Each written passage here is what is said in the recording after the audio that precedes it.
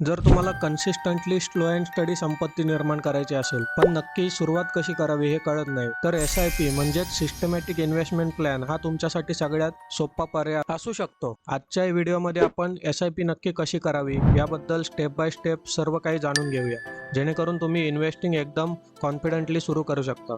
चला व्हिडिओला सुरुवात करूया।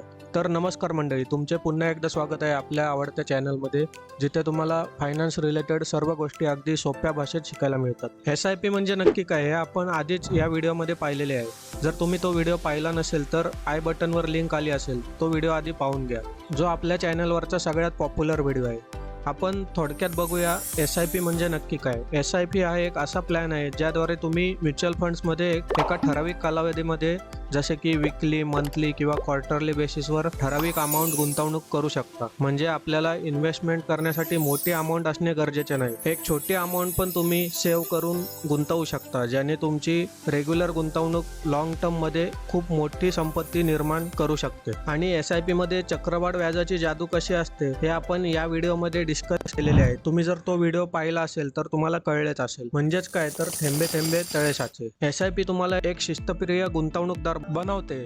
तुम्ही जर दर महिन्याला न चुकता गुंतवणूक सुरू ठेवली तर तुम्ही मोठ्या कालावधीमध्ये एक चांगली संपत्ती निर्माण करू शकता। तर आपण पाहूया SIP नक्की सुरू कशी करावी, कोणते डॉक्युमेंट्स लागणार, किती रुपयापासून इन्व्हेस्टमेंट सुरू करू शकतो, या सर्व प्रश्नांची उत्तरे आज बघूया। SIP सुरू करण्याआधी तुम्ही तुमचे ध्येय निश्चित करा। म्हणजे रिटायरमेंटसाठी तुम्हाला गुंतवणूक करायची आहे की तुमच्या मुलांच्या शिक्षणासाठी किंवा घर घेण्यासाठी, हे तुम्ही आधी निश्चित केले की योग्य तो प्लॅन निवडण्यासाठी तुम्हाला मदत होईल। SIP वेगवेगळ्या ॲप्स मधून किंवा डीमॅट अकाउंट मधून पण सुरू करता येते किंवा म्युच्युअल फंडच्या वेबसाईटवर जाऊन पण आपण SIP सुरू करू शकतो। पण आज आपण ग्रो या ॲपद्वारे अगदी सोप्या स्टेप्स मध्ये SIP कशी सुरू करू शकतो हे पाहूया। सर्वात आधी ग्रो ॲप प्ले स्टोअरवर जाऊन डाउनलोड करा। त्यानंतर कंटिन्यू विथ गुगल करून जीमेल ID ने लॉग इन करा। त्यानंतर तुमचा 4 डिजिट पासवर्ड सेट करा। ॲप ओपन झाले की तुम्हाला अशा प्रकारचा इंटरफेस दिसेल। त्यानंतर आपल्याला म्युच्युअल फंड्स या सेक्शनवर जायचे आहे। तिथे तुम्हाला वेगवेगळ्या प्रकारचे कलेक्शन्स दिसतील म्युच्युअल फंड्सचे। त्यातले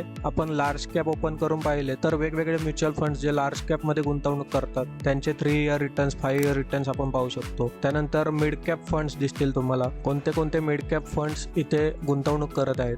त्यानंतर स्मॉल कॅप फंड्स दिसतील तुम्हाला। त्यानंतर टॅक्स सेव्हिंग फंड्स दिसतील तुम्हाला। पण आपल्याला सध्या इंडेक्स फंड यामध्ये गुंतवणूक करायची आहे, तर मी इथे सिम्पली सर्च करतो इंडेक्स फंड्स। इथे इंडेक्स फंड सर्च केल्यावर इथे तुम्ही पाहू शकता की इंडेक्स फंड्सची पूर्ण लिस्ट आपल्या समोर आलेली आहे। तर इंडेक्स फंड मध्ये निफ्टी नेक्स्ट 50 झाले, निफ्टी 50 झाले, BSE सेन्सेक्स झाले, असे वेगवेगळ्या प्रकारचे इंडेक्स फंड तुम्ही पाहू शकता।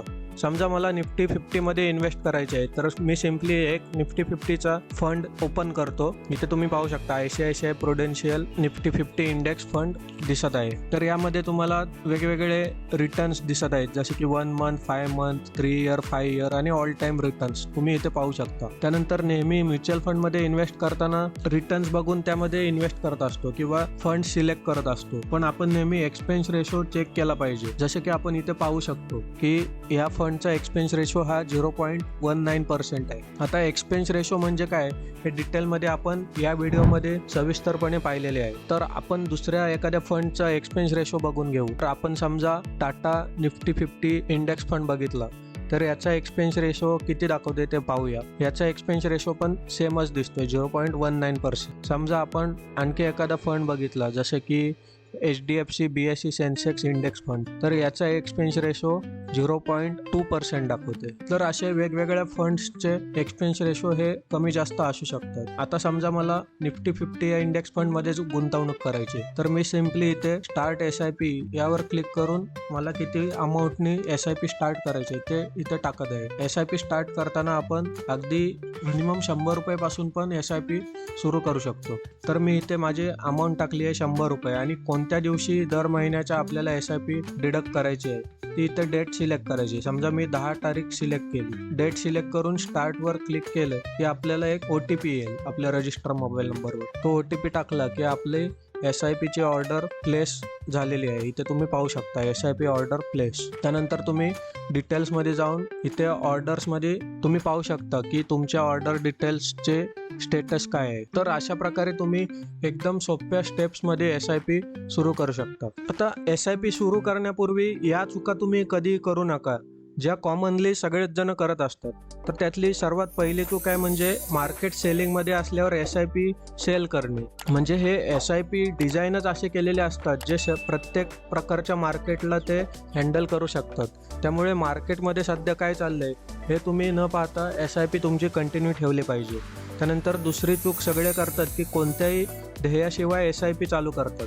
म्हणजे SIP सुरू करण्यापूर्वी आधीच तुमचे गोल्स म्हणजे ध्येय तुमची सेट केली गेली पाहिजेत. जर तुमचे ध्येय सेट नसतील केली तर अगदीच आपल्याला कधी अर्जंट पैसे लागले तर आपण कधी SIP ती विथड्रॉ करतो. त्यामुळे आपण लॉंग टर्म पर्यंत त्यामध्ये इन्व्हेस्टेड राहत नाही. पण जर का ती गुंतवणूक एका ठराविक ध्येयासाठी ठेवली असेल तर ते आपण विथड्रॉ करणार नाही. त्यानंतर तिसरी चूक सर्वजण असे करतात की फंडचा परफॉर्मन्स कधीच चेक करत नाहीत. म्हणजे गुंतवणूक केल्यानंतर त्या म्युच्युअल फंडला आठवड्या 15 दिवसातून एकदा तरी चेक करत राहा. म्हणजे तो कसा नक्की परफॉर्म करतोय हे तुमच्या लक्षात येईल. त्यानंतर चौथी मिस्टेक आहे की एकदम छोटी अमाऊंट गुंतवतात. म्हणजे सुरुवात तुम्ही अगदी छोट्या अमाऊंट पासून करू शकता. म्हणजे 100 रुपये झाले, पण ती अमाऊंट तुम्ही हळूहळू वाढवत नेली पाहिजे जेणेकरून लॉंग टर्म मध्ये तुम्हाला एक डिसेंट अशी अमाऊंट मिळेल. बस एवढ्या गोष्टींची काळजी घेतली की तुमची SIP गुंतवणूक एकदम व्यवस्थितपणे चालेल. तुम्हाला आजच्या व्हिडिओमध्ये SIP स्टेप बाय स्टेप कशी सुरू करावी हे एकदम सोप्या भाषेत कळले असेल अशी आम्ही आशा करतो. तर नेहमी लक्षात ठेवा की गुंतवणूक ही मॅरेथॉन सारखी आहे, ती शर्यत नाही आहे. म्हणजे तुम्ही जेवढ्या लवकर सुरू कराल तेवढी ती स्मूथ होईल आणि तिला वाढीला एक चांगला वेळ मिळेल. कमेंटमध्ये सांगा तुमचे ध्येय नक्की कोणते आहेत आणि तुम्ही कोणते SIP चालू करणार आहात. आणि तुम्हाला काही प्रश्न असतील तर नक्की विचारा. जर तुम्हाला व्हिडिओमधून काही व्हॅल्यू ॲड झाली असेल तर व्हिडिओला लाईक करायला विसरू नका आणि अशाच फायनान्स रिलेटेड नवनवीन माहितीसाठी आपल्या चॅनलला सबस्क्राईब करायला विसरू नका. धन्यवाद.